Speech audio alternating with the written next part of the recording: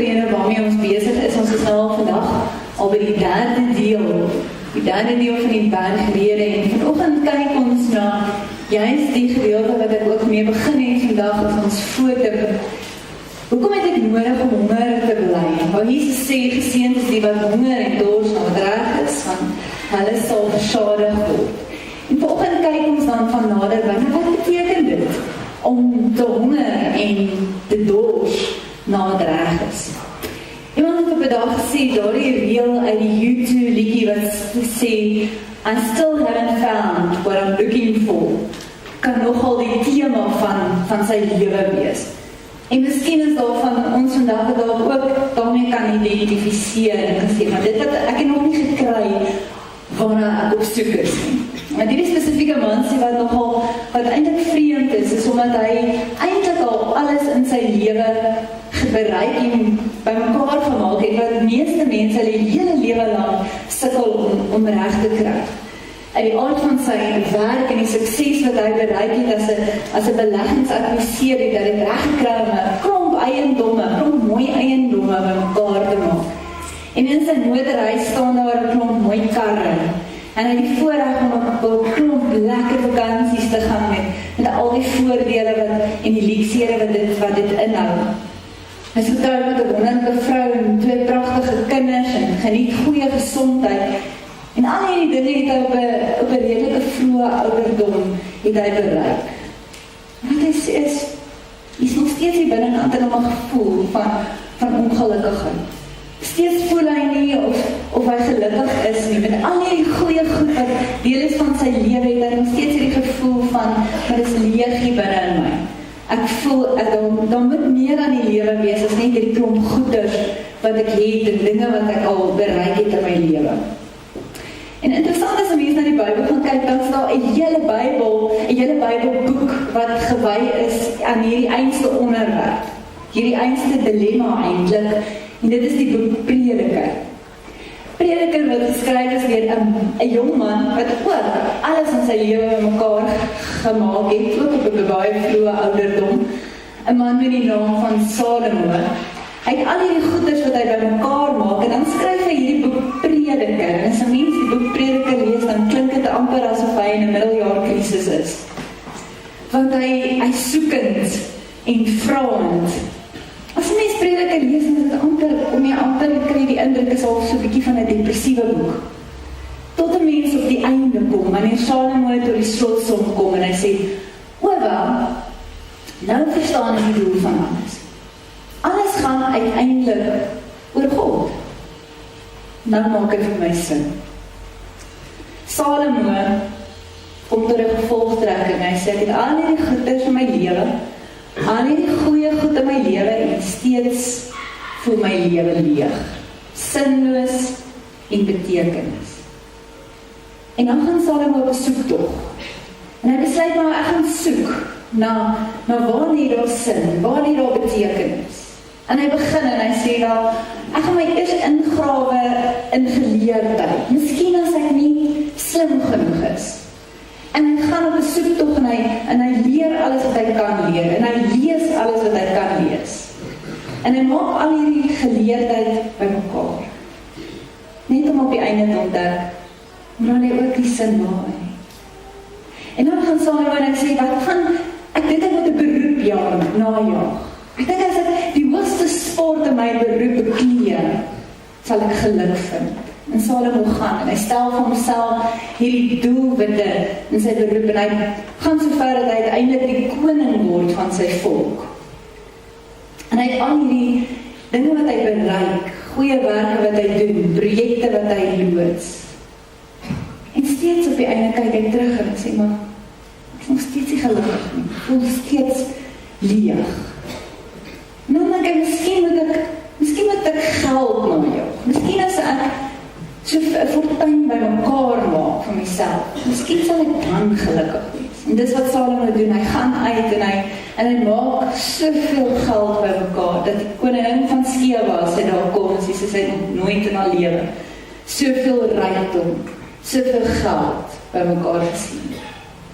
En dan kyk Salomo terug en sê, selfs dit was 'n sinlose gejaag na wind.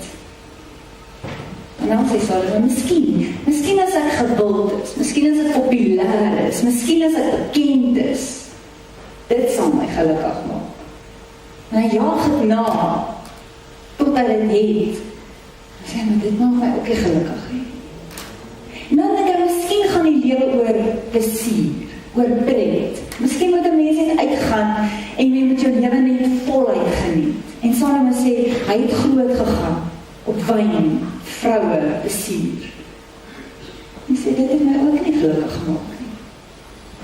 En dan sê hy, sy slotsom is, dit wat almal vir jou sê, sal vir jou bevrediging bring in die lewe.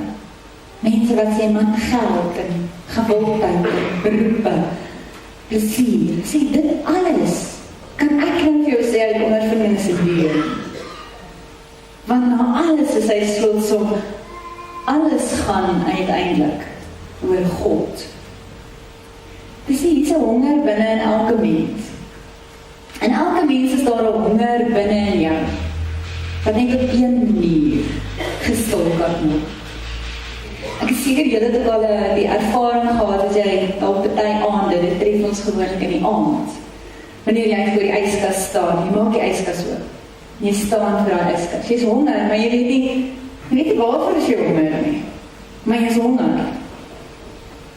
Jesus sê ons moet honger hê, maar behalwe 'n fisiese honger moet ons 'n geestelike honger hê. En vandag kyk ons na ons eie lewe of het ons daai geestelike honger in ons lewe. Jesus sê geseënd. En sê dis een van die maniere om geseënd te wees in jou lewe, is as jy honger en dors na wat reg is. En sê dan sal jy versadig word. En sy mense om so op die oog af lees, maar wat is dit? Wat is hierdie wat Jesus sê? Wat is die honger en wat is dit wat ek nou met honger en dors? Wat is hierdie reg wat ek nou met honger en dors? Want hy sê, dis die voorwaarde. Dis die voorwaarde om versadig te word. Dis om te honger en te dors na wat reg is. Nou kom ons kyk na, nou sê vir mekaar, wat is hierdie nou wat reg is? Wat is die regte goed? Wat is dit wat ek nou met honger en dors? Nou eerstens gaan dit, die reg wat ek nou met honger gaan oor verhouding. Dit gaan oor verhouding met God. Om reg te wees met God. En kan ek dit vandag van my eie lewe sê? Ek voel reg met God. Kan ek dit sê? Ek voel reg met God. Ek voel ek is in 'n regte verhouding met God. Hoeveel van ons kan dit vanoggend sien? Nou die wonderlike van die evangelie is dat ek nie reg maak met God nie, maar dat God reg maak met my. Want ek is seker toe ek gevra het, hoeveel van ons is reg met God, het dadelik 'n klomp gedagtes in ons opgeskiet, van dinge wat miskien in my lewe nie reg is nie, wat maak dat ek ook nie reg voel met God nie.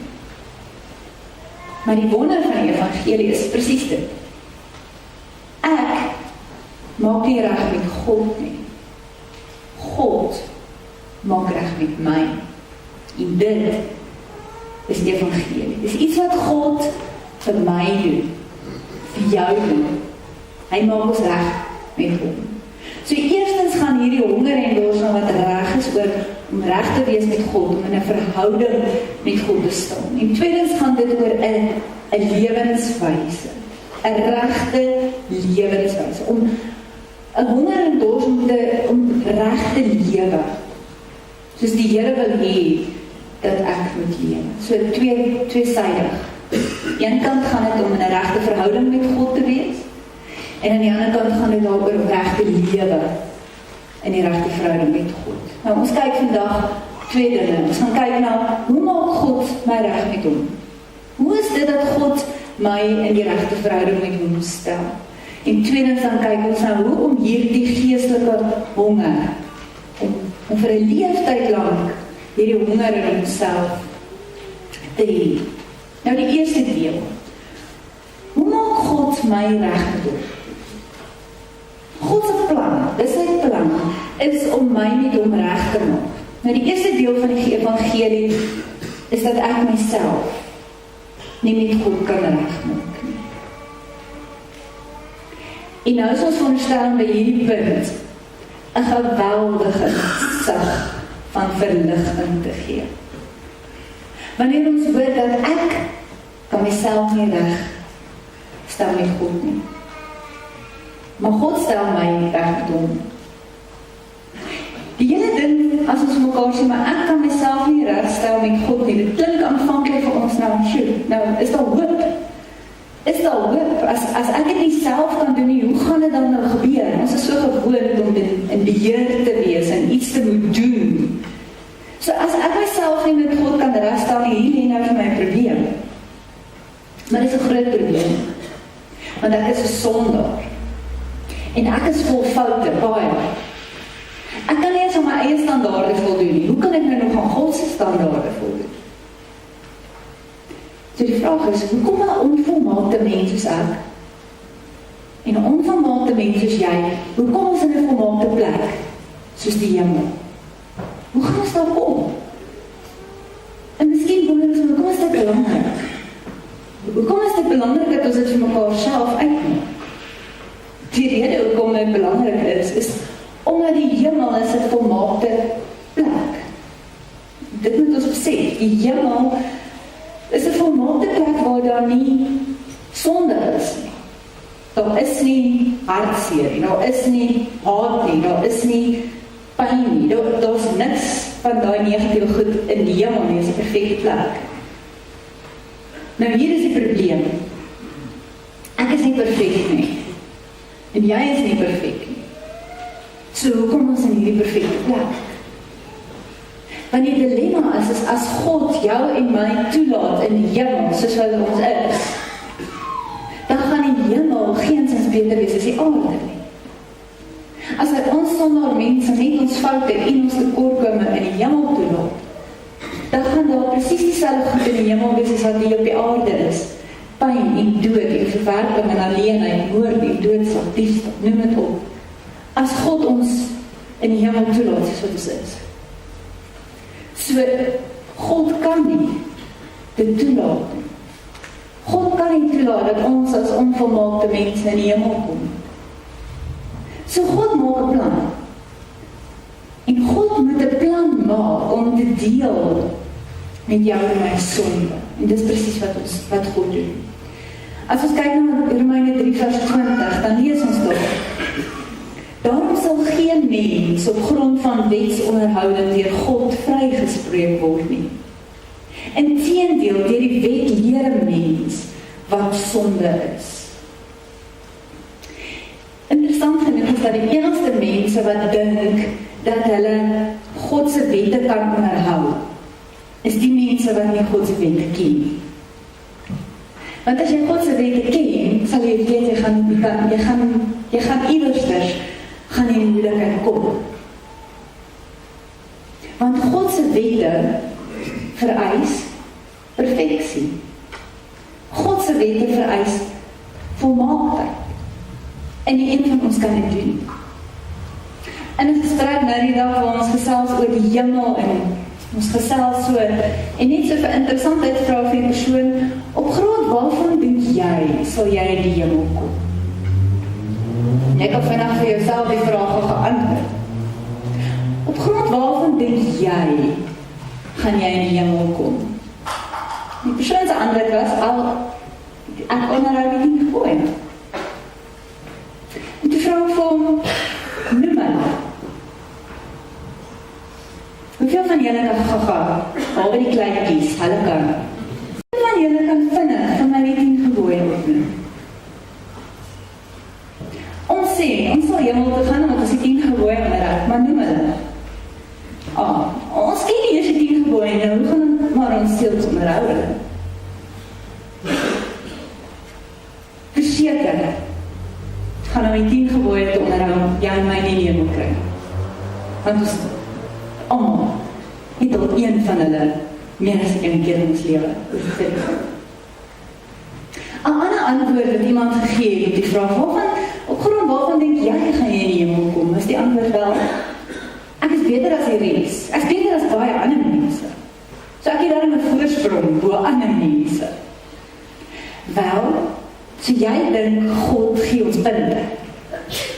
So op grond van jou punte dan, jy beter is as ander, kan jy dit maak. Wel, ons kan miskien sê in vergelijking met Hitler, lyk jy miskien soos 'n sondagsskooljuffrou, meneer. So jy is beter as baie, maar jy skiet nog so ver te kort. Die feit bly, niemand van ons is perfect nie. En nie perfecte mense kan hemel toe gaan. Kom ons stel onsself vir 'n oomblik voor. En ons sê Suid-Afrika is die aarde. En ons sê Mauritius is die hemel. En ons besluit dat ons gaan op ons eie uit, gaan ons Mauritius te swem. Ons gaan op ons besluit ons gaan probeer om by die hemel uit te kom, wat Mauritius is, uit ons eie uit. En ons gaan dit doen deur te probeer om 'n goeie mens te wees. Ons is goed genoeg om hemel toe te gaan, maar nie stout genoeg om dit daarom hier te geniet. So ons besluit almal saam, ons gaan swem. Van die aarde gaan ons swem na Mauritius toe, op ons eie, ons gaan ons eie poging loods. Kom ons sê ek se lewensredder, ek kan nog swem. Ek maak 10 kilometer. 10 kilometer in die see in, en dan drink ek. Jy is miskien 'n Olimpiese langafstand atleet. Langafstand swemmer. Jy swem so 20 kilometer in die see. Maar jy drink ook. Een van ons ander vriende is ook deel, maar hy swem nie so goed nie. Hy kom nie verder, hy drink onmiddellik. Die vraag is, kom party mense verder as ander? Ja. Is daar een van ons wat al die pad gekom het? Nee. Maar nie een van ons is perfect nie. Dis te ver. Nie een van ons kan voldoen aan die vereistes. Ons is miskien beter, ja, as 'n klomp ander mense.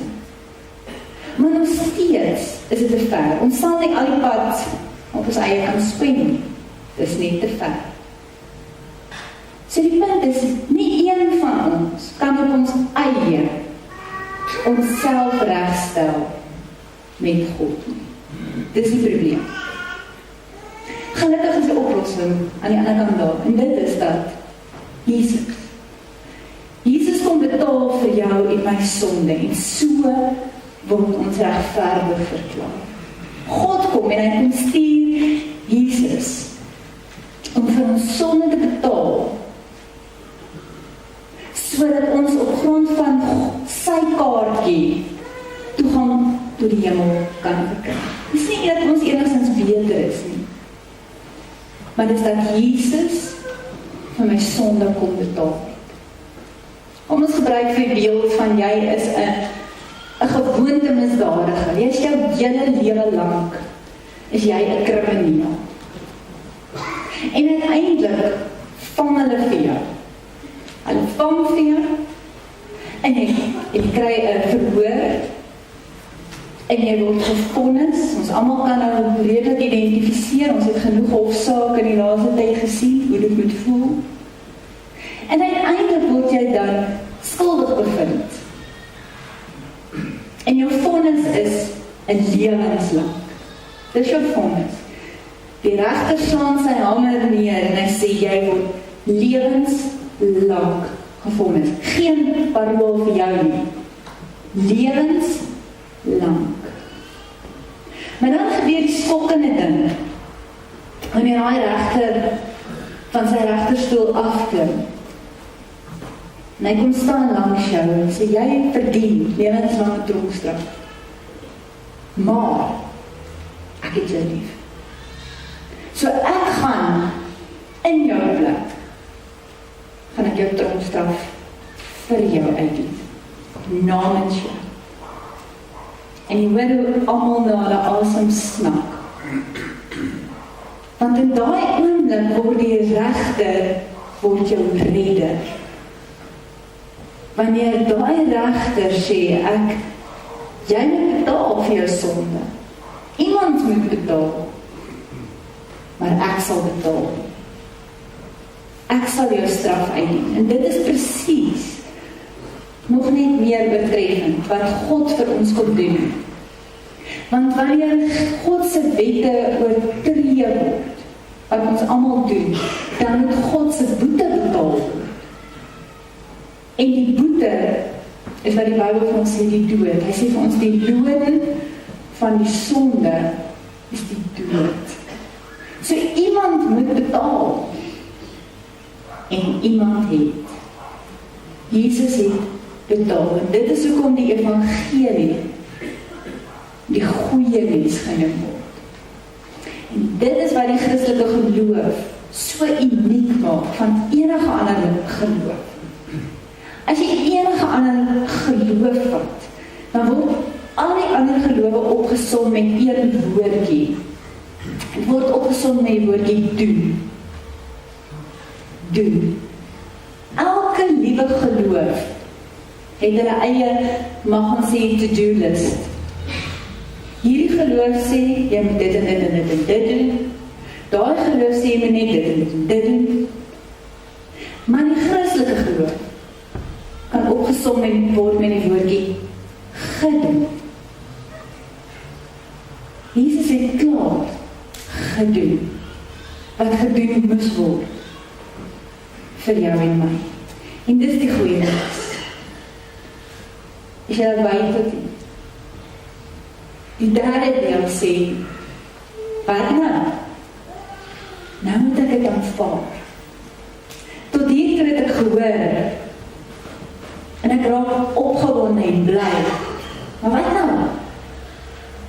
Nou moet ek dit aanvaar. Ek aanvaar deur geloof wat God vir my gedoen het. Ek aanvaar sy genade. Ek aanvaar sy vergifnis. En ek glo dat dit wat Jesus vir my gedoen het aan die kruis was voldoende. En nou kan ek lewe as deel van sy familie en kan ek lewe met die hoop op die ewige lewe. En dis wat dit beteken om reg te lewe. Dis wat dit beteken as die woordjie geregtigheid raak lees. Maak nie saak wat 'n geloofsagtergrond ons uitkom, of ons hervormd is, of ons NG is, of ons doppers is nie, dit is nie wat ons in die hemel gaan kry. Al wat ons daar gaan kry is net God se genade alleen. Hoeveel werke, geen hoeveelheid werke wat ons doen, kan ons regverdig maak nie. Dis alleen 'n verhouding met Jesus Christus wat ons in die regte verhouding met God kan stel. Romeine 10:9 sê, as jy met jou mond bely dat Jesus die Here is en met jou hart glo dat God hom uit die dood uit opgewek het, sal jy gered word. Met die hart glo ons en ons word vrygespreek, en met die mond bely ons en ons word gered. Dis dit. En ek bid dat ons dit vir onsself vanoggend vir onsself kan uitmaak. Sodat ons nie meer twyfel het of ons die ewige lewe sal beerwe. Sodat ons geen bekommernis meer oor dit in ons harte koester. Maar dat ons net sal doen wat Romeine 10 sê, met ons mond bely en met ons hart glo. Dis dit. Met sy ekstra goedertjies bygelas. Dis die evangelie. Dokter sê, as jy hulle gaan besoek en jy sê, dokter, weet jy wat gaan aan in my lewe staan nie, maar ek is nie honger nie, wil nie eet nie, is nie lus vir kos nie. Die feit dat ek nie meer tyd het vir kos nie, dan is daar 'n regtig groot fout met jou oor die algemeen.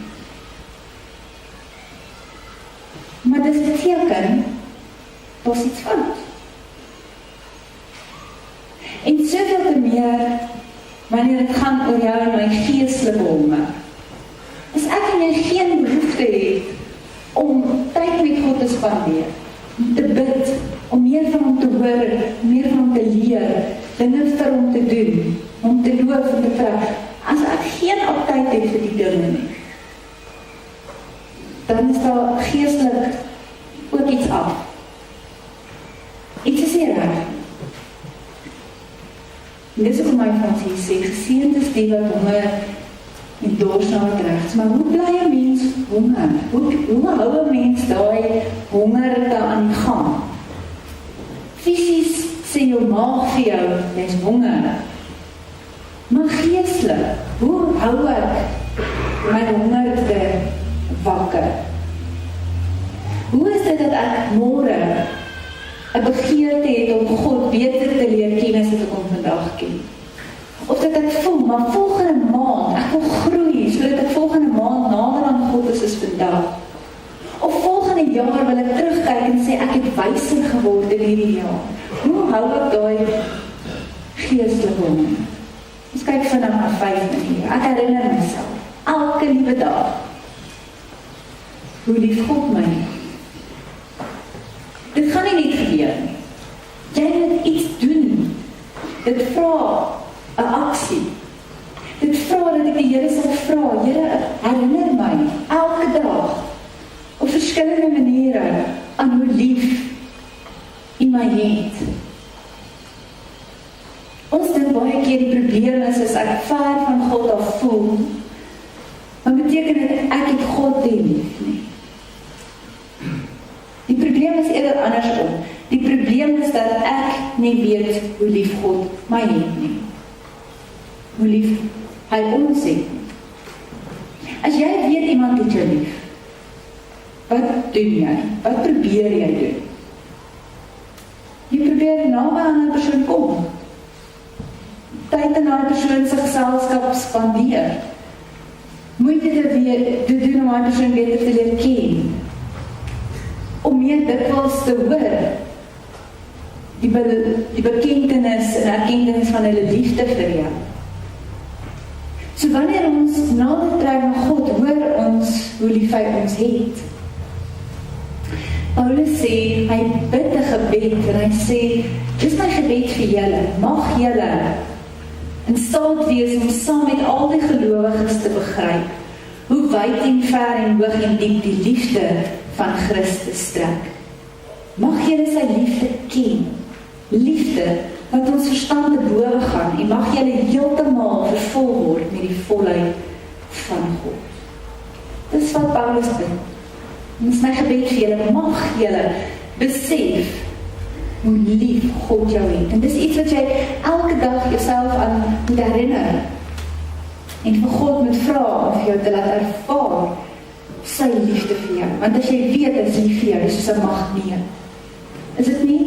As jy weet iemand is vir jou lief, jy word soos 'n magneet tot daai persoon aangetrek. Wanneer ons weet God is vir ons lief, is dit sy aantrekkingskrag wat ons na hom toe aantrek. Tweedens, om my geestelike honger in ons lewe te hou, moet ons van die gemorskos, die geestelike gemorskos wat ons osself mee vul, ons moet van die goed ontslae raak. Ons is skuldig, maar ons is lekker lief daarvoor om ons kinders veral te vermaan, as ons weet, ons gaan nou 'n lekker bord koopkos eet vanmiddag. En dan sê hulle net, maar stop ek gou eers by McDonald's vir 'n McFlurry word 'n kiddies meal en dan sê ek, maar ons gaan nou lekker eet. En by die tyd wat ons eet, wat sê hulle? Is nie honger nie. Maar geestelik doen ons dieselfde.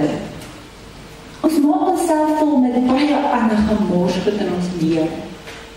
En as jy so vol is van, kom ons sê gemorskos, wil jy nie regte kos eet nie. En net so in ons geestelike lewe, wanneer ons onsself vol, hierdie geestelike honger, ons is geestelike mense, so hier's 'n geestelike leemte in ons lewe. En ons is veronderstel om te vol met God, maar ons vul dit met allerlei ander goede. En ons vul dit ook met onsself, ons is baie keer so vol van onsself. maar nie plek is vir God nie. Spreuke 15 vers 14 sê, 'n verstandige mens is op soek na kennis, 'n dwaas voed homself met dwaasheid. Ons moet gaan kyk na ons eie lewe, gaan kyk, wat is dit? Wat is dit wat ons lewe so vol neem? Die toets is daarvoor is om te sê, maar het ek tyd vir stilte tyd? En as die eerste gedagte wat by jou opkom, maar ek het nie tyd nie, dan moet jy gaan kyk. Wat is dit wat ons so vol maak, dat ons nie tyd het om stil saam met die Here te wees nie? Jesaja sê, kom almal wat dors is, kom na die water toe, selfs ook die wat nie geld het nie, kom koop en eet, ja, kom koop sonder geld en sonder om te betaal, wyn en melk. Waarom betaal jy vir iets wat nie brood is nie, en waarom werk jy vir iets wat jy nie kan versadig nie? Kom mors jy jou tyd op hierdie goed, vra Jesaja. Ek sê, luister aandagtig na my, sodat jy kan eet wat goed is, en versadig kan word met die beste wat daar is. Waarvoor is jy honger? Soos baie keer weet, ons gaan nou lekker uit eet vanaand, dan begin ons so bespiegel, maar waarheen gaan ons? Waarvoor is jy lus? Is jy lus vir curry, is jy lus vir Chinees, is jy lus vir 'n burger, is jy lus vir 'n steak? Waarvoor is jy lus? Geestelik moet ons vir onsself ook vra, wat is dit wat ek nou honger? Want dit waarna ek geestelik honger, gaan uiteindelik my eindbestemming bepaal. En die enigste iets wat uiteindelik jou geestelike honger kan stil, is om reg te wees met God en om reg te lewe, en regte verhouding met hom. Die derde ding is, om my geestelike honger in ons lewe wakker te hou, moet om God te ken ons nommer 1 prioriteit wees. Nie ander dinge nie. Geluk en sukses en al daai goeders wat ons so nastigtelik najag, is op die einde van die dag is 'n byproduk van God werklik te ken.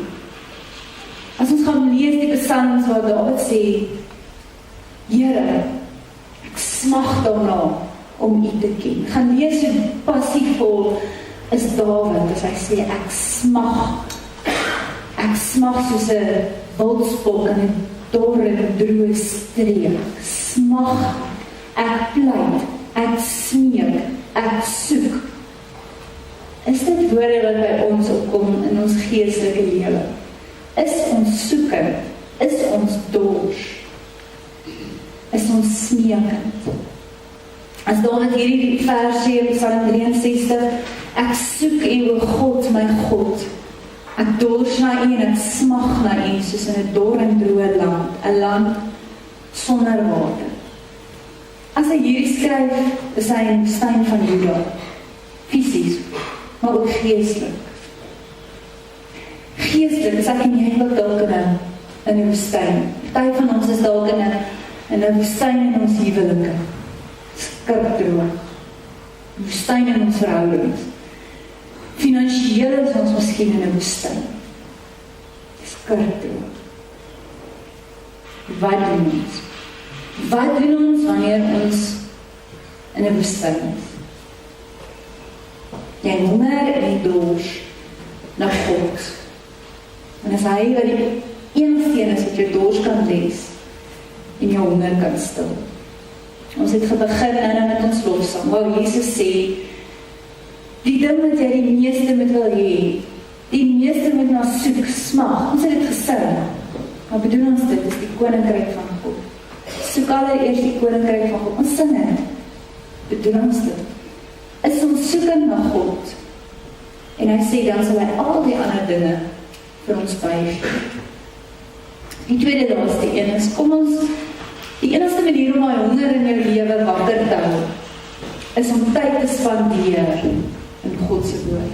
Elke dag tyd te spandeer in God se woord. God sê sy woord is sielsvors.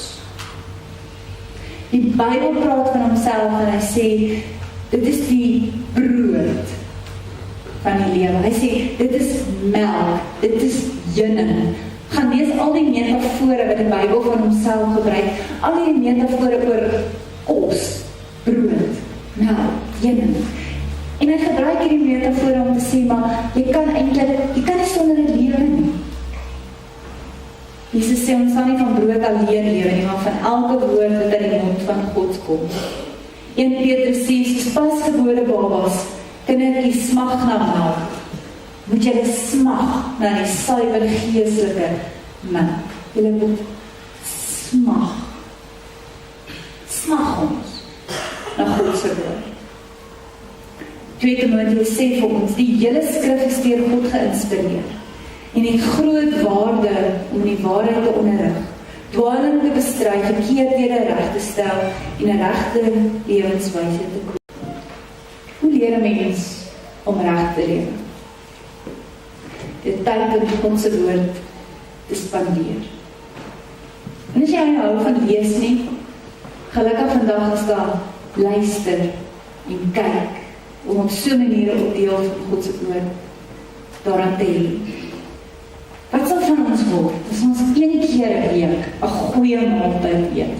1 keer 'n week. Ons sal dit nie maak nie. Maar ons dink geestelik kan ons 1 keer 'n week 'n geestelike maaltyd hier kom nuttig. En dink dat ons geestelik gesond sal bly. Ons het nodig om elke dag tyd in God se woord te spandeer. En die laaste manier hoe ek hierdie geestelike honger in my lewe aan die gang hou, is deur middel van assosiasie. My aptyd word beïnvloed deur dit waarmee ek my assosieer. As ons 'n klompie kinders by mekaar het, dit werk soos 'n bom. As een van hulle vir jou sê, Tannie, ek is honger, wat sê al die ander? Ek ook. Hulle sê is honger nie, maar een maatjie is honger, nou is het almal honger. Of as ek vir hulle sê, ek gaan skool is vir 'n lekker pannekoek, lekker kaneel en suiker. En ons begin al die rede kry. Net omdat ek lus het raak, ons almal sommer lus. Deur middel van assosiasie word ons aptyd beïnvloed. Net so wat ons geestelike aptyd. As jy jou geestelike aptyd wakker wil hou, raak deel van 'n gemeente. Wees deel van 'n gemeente wat jou ondersteun en bystaan. Nog beter raak deel van 'n klein groepie wat jou ondersteun en jou bystaan. Jy weet, die mense waarmee jy assosieer, is die dinge waarmee jy in jou eie lewe besig hou.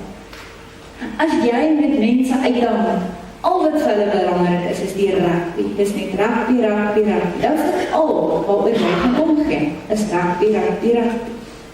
As jy met mense uitdaag, waarmee hulle besig hou, is die politiek, dan is dit al wat jy gaan oor omgee. As jy ophou met mense, maak nie saak wat se belangstelling het ook al is. Dit is dit waarmee jy jou sal ophou. Maar as jy jou sal besig hou en assosieer met mense vir wie die woord en die Here ook belangrik is dit ook wat vir jou sal belangrik wees. Kom ons kyk met wie ons assosieer, sodat ons ook die geestelike honger in ons lewe sal wakker. So 2 lering vandag, ook in die lig van hervorming Sondag vandag, die laaste Sondag wat ons het altyd vier in Oktober. Die hele hervorming wat in gang gesit is in reaksie teen die Rooms-Katolieke Kerk. Literale wat gesê het, ons skoei absoluut ons geloof op die feit dat daar is sola Christi, alleen Jesus Christus, alleen genade. En dit is wat ons vanoggend vir mekaar gesê het, hoe word ek met God reggestel? Nee, dis nie hoe ek met God reggestel word, nie is hoe God my met hom regstel. Is deur Jesus Christus, deur genade, deur geloofs, hand wat ek uitstrek en ek aanvaar dit as deel van my eie lewe. Mag ons hierdie geestelike honger, elkeen van ons in ons hart hê. Ek vergelyk dit altyd met as 'n mens biltong eet. As jy weg lê aan biltong of aan 'n bak springmielies vol sout en jy lê weg, wat gebeur nou? Nou dan as jy doodors, jy moet net nou iets gedrink kry, anders dan gaan jy dit nie maak nie. En jy soek, totdat jy dit kry, en jy sluk. Ek bid dat jy so, 'n lus, 'n begeerte, in jou hart sal ontwikkel vandag. Dat jy nie sal rus, totdat jy gevind het, wat jy na soek gaan. En dat God dan uiteindelik daai geestelike honger in jou hart sal spil. Amen. Kom ons sit net so aan dit saam.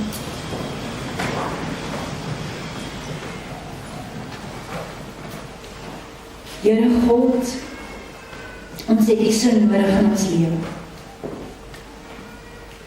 Ons wil U deel van ons lewens hê, Heer, want ons besef dat sonder U is ons niks. Vader, mag ons U nabyheid beleef en besef hoe ontsettend lief U ons het.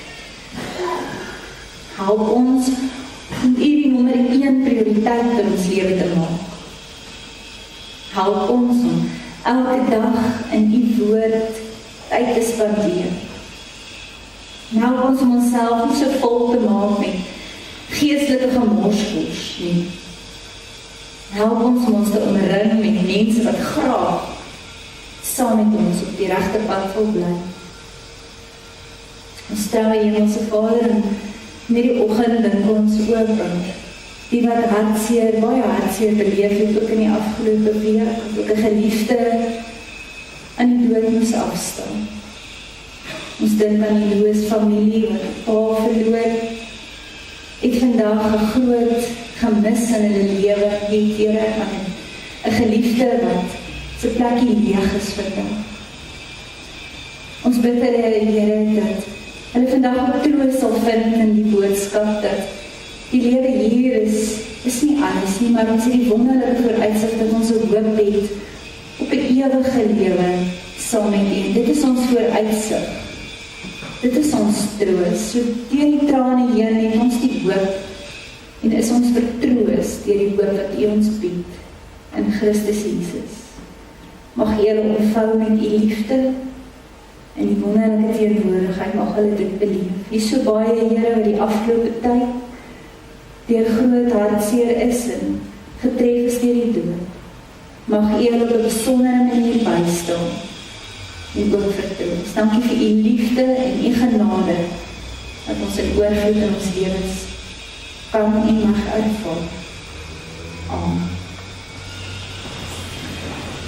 Ons sluit af met Gesang 163, Gesang 163, strofe 1. Kom ons sing dit staande en bly staan vir die uitspreek van die seëngroet. Sing van die amen wat daarop volg en dan as jy net 'n oomblik kan sit dan die afkondiging. Gesang 163, strofe 1.